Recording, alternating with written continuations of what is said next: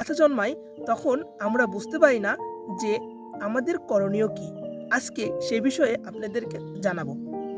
আমাদের ছোট গাছে আগাছা জন্মালে সবচেয়ে বড় ক্ষতি হচ্ছে যে গাছের মাটিতে যে পুষ্টি থাকে সেই পুষ্টিগুলো ঘাস দ্রুত শোষণ করে নেয়।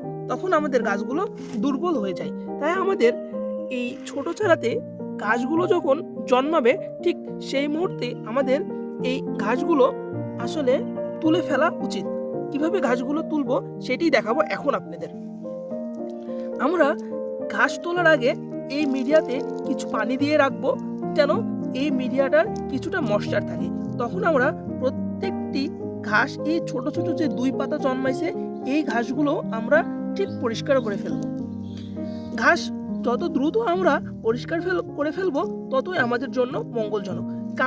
কারণ আমাদের মিডিয়াতে যে পরিমাণ খাবার থাকে তা গাছকে শোষণ করতে বাধা সৃষ্টি করে এই আগাছাগুলো।